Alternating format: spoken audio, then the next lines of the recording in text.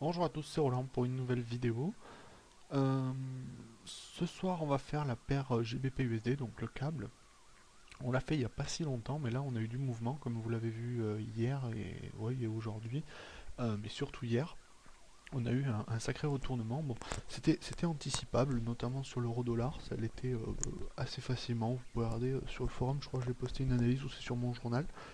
Euh, mais c'était gérable et sur le câble aussi, hein. J'avais hésité en fait à prendre une position sur le câble. Mais finalement, je l'ai pris sur l'euro-dollar. Bon, en termes de baisse, c'est plus fort sur le GBP-USD aujourd'hui que sur l'euro-dollar, mais bon, ça reste comparable. Alors, donc dans la dernière analyse que j'avais faite, donc j'avais donné globalement un scénario baissier, mais sur moyen terme, et à court terme, j'étais un petit peu, disons, indécis. Enfin, disons, je laissais, j'avais pas donné, à mon souvenir, hein, je sais pas trop, on devait en être par là, je pense. On devait être là, je crois, dans le bas, dans le creux.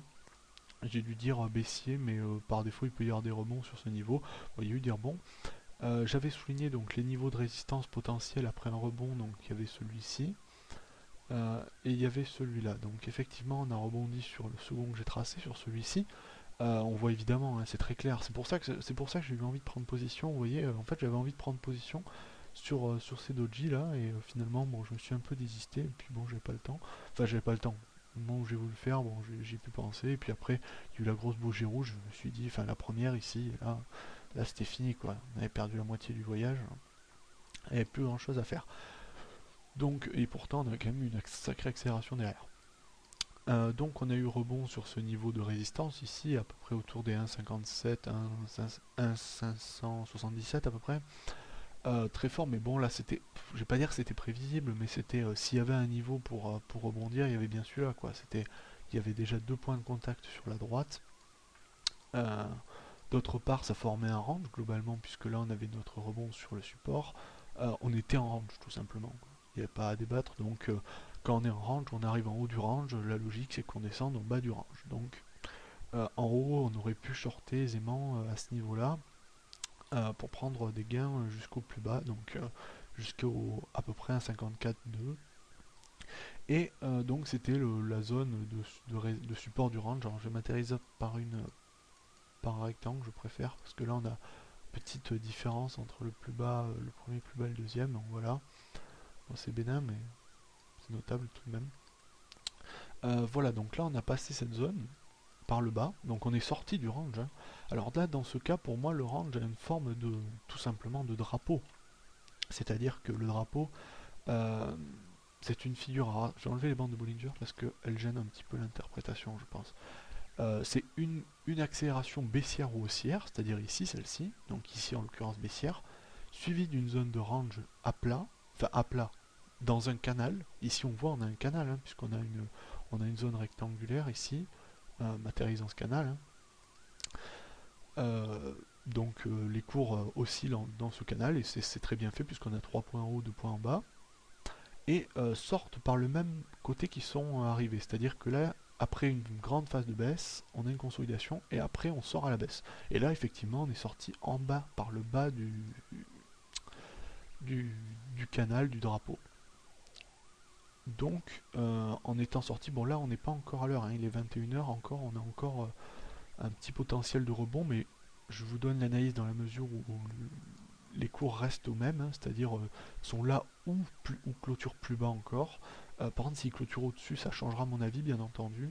Euh, je serais soit indécis, enfin ça dépend de la figure que ça donnerait, mais si on reste au-dessus, je dirais que je serais indécis.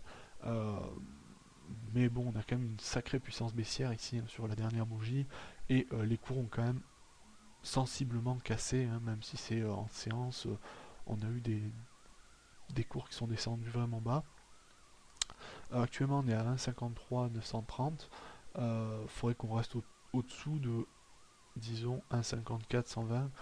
Là, on pourrait être un peu sûr que le mouvement baissier est avéré, que on est sorti de la figure et qu'on part pour un bon cycle baissier. Alors, les objectifs théoriques d'un drapeau, bien, c'est tout simplement la dernière baisse reportée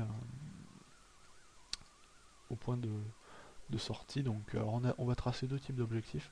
Le premier ici, donc, que j'ai l'habitude de tracer, donc c'est-à-dire la taille de la dernière baisse reportée au plus haut du canal, à la résistance du canal ici, qui nous donne globalement, c'est pour dire que ce mouvement là, vous voyez, doit être égal à celui-là. Voilà, c'est tout simple. Euh, Ça nous donne à peu près 1,51 pile. Et on a un autre objectif possible, donc qui est traçable, donc l'objectif du canal en soi, pas l'objectif de la figure d'ensemble, c'est-à-dire pas la figure là, mais seulement celle-ci. Ça nous donne quelque chose d'un petit peu plus bas, mais tout de même, enfin ça dépend par où on le trace, mais on est quand même globalement dans la même zone, donc autour de 1,56 à peu près, 1,50, enfin 1,5500, 600. Donc ça reste des objectifs assez proches ici. On est dans une dynamique, on est dans un objectif assez clair entre 1,51 et 1,51, 1,55 à peu près. 1,505 plutôt, désolé. Qui donnerait les objectifs théoriques actuels. Donc moi personnellement je suis baissier jusqu'à ce niveau. Sur la paire, bon je ne prends pas de position puisque j'en ai déjà sur l'euro dollar, il y a cette corrélation.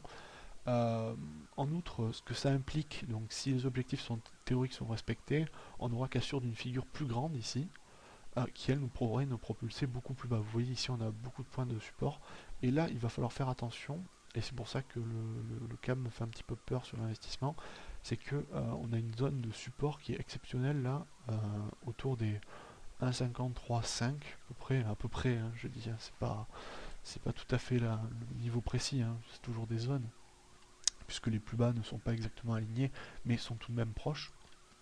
Donc cette zone autour des 1,51, 1,53,5 pourrait faire rebondir les cours. C'est pour ça qu'on pourrait avoir une fausse cassure ici sur cette accélération baissière. Et si on avait vraiment un signe de rebond, euh, là on pourrait potentiellement, enfin je pense pas qu'on puisse vraiment trader à l'achat maintenant, dans la mesure où on a quand même un trend baissier. Euh, et qu'on a une figure baissière ici, enfin c'est un petit peu dangereux, je pense que c'est périlleux de trader à l'achat sur le câble. Je pense qu'il vaut mieux privilégier une stratégie de cassure à la baisse, mais potentiellement attendre un pullback, une véritable cassure finalement, comme ça, puis un pullback pour rentrer short après, plutôt que de rentrer short tout de suite. Bon, on peut toujours tout de suite, honnêtement, tout de suite je dirais pas non, enfin à la clôture de cette bougie. Je dirais pas non dans la mesure où on peut supposer que cette figure est quand même bien tracée, la première ici. Ce drapeau est quand même bien tracé et qui pourrait respecter, qui a très grande chance qu'il respecte ses objectifs théoriques. C'est une figure qui est assez efficace, hein, je dirais, statistiquement. Enfin, c'est très subjectif ce que je vous donne, mais pour moi, c'est à peu près, c'est une de celles qui réalise le mieux ses objectifs par rapport aux autres. Euh, Puisque c'est une figure qui reste dans la tendance, c'est pas une cassure de canal haussier pour donner une tendance baissière, là c'est une cassure d'un canal à plat pour donner une tendance baissière qui était déjà initialement engagée. Et on a un trend baissier de fond. Donc moi de toute façon je suis baissier sur le fond, sur la paire, et je pense qu'on devrait casser ces 1,53,5.